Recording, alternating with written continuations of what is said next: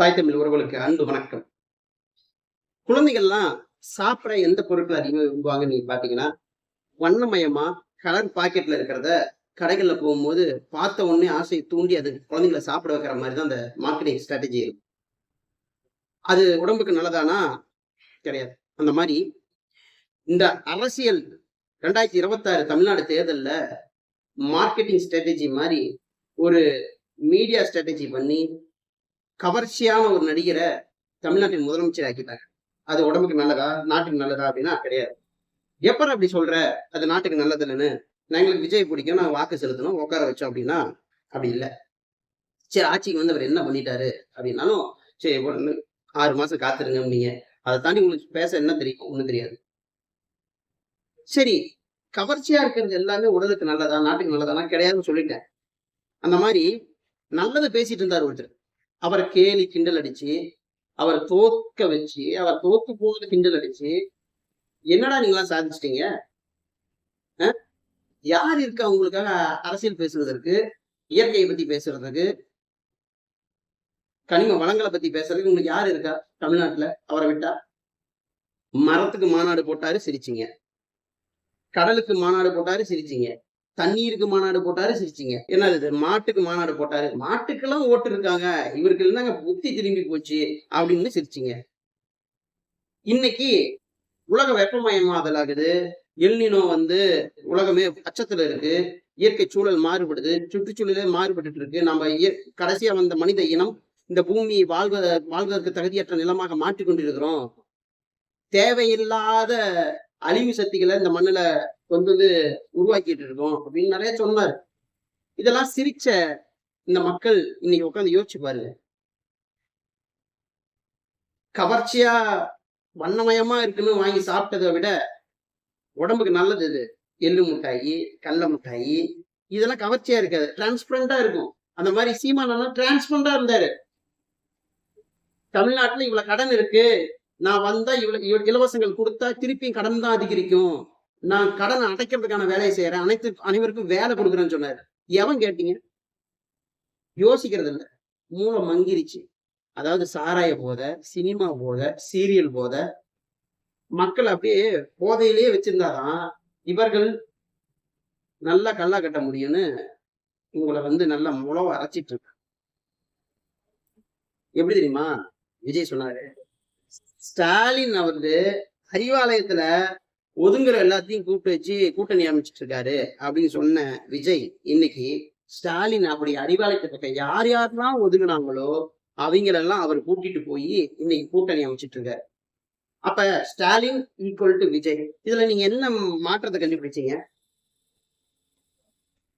இந்த பக்கம் எவங்கெல்லாம் ஊழல் செஞ்சாலும் ஊழல் செஞ்சு அதுல இருந்து தப்பிக்கணுங்கிறதுக்காக ஏடிஎம்கேல எம்எல்ஏ ஆனதுக்கு அப்புறமும் அதை விட்டுட்டு இன்னைக்கு விஜய் கட்சி போய் சேரலாம். எதுக்கு சேரலாம்? உங்களுக்கு நல்லது செய்வா. வாக்கு செலுத்திய மக்களாகி உங்கள்கிட்ட தான் கேட்கிறேன்.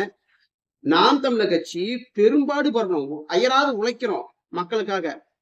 எம்எல்ஏ ஆகி எப்படியாவது சட்டமன்றத்துக்குள்ள போய் எங்க அண்ணனை முதலமைச்சர் ஆகிட்டோம்னா இந்த நாட்டை வந்து மீட்டுருவாக்கம் செய்யலாம், இயற்கை வளங்களை காப்பாற்றலாம், கனிம வளங்களை காப்பாற்றலாம், மக்கள் வளத்தை காப்பாற்றலாம், மக்களுக்கு வந்து நல்ல வாழ்வை கொடுக்கலாம்னு சொல்லி நாங்க பெரும்பாடுபடுறோம்.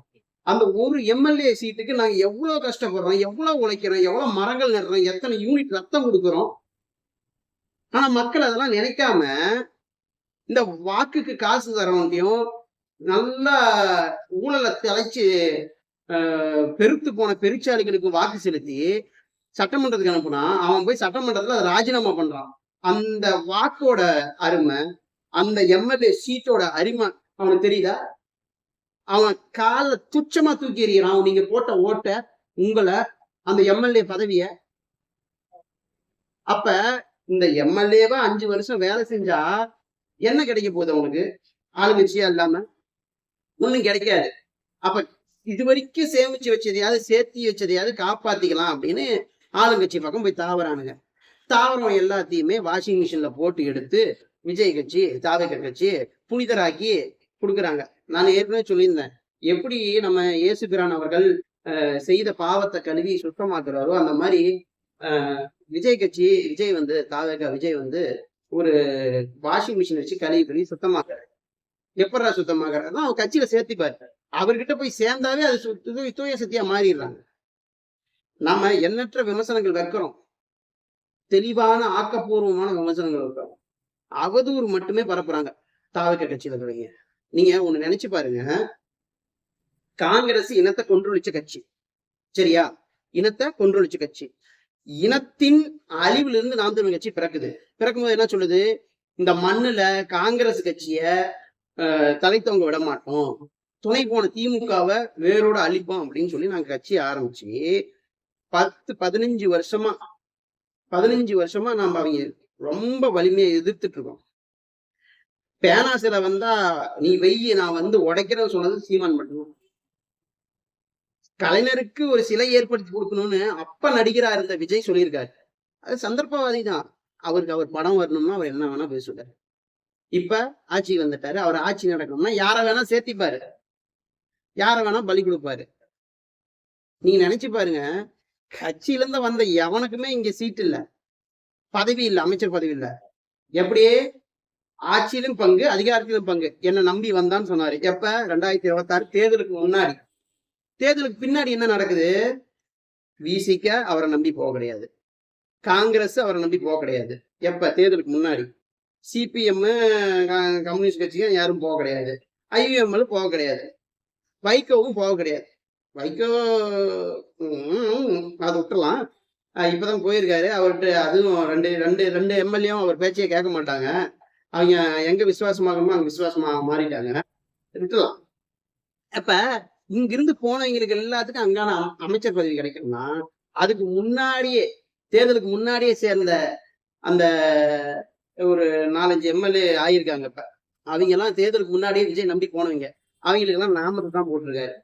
அப்ப இதுலயே நீங்க தெரிஞ்சுக்கலாம் எவ்வளவு சந்தர்ப்பவாதி.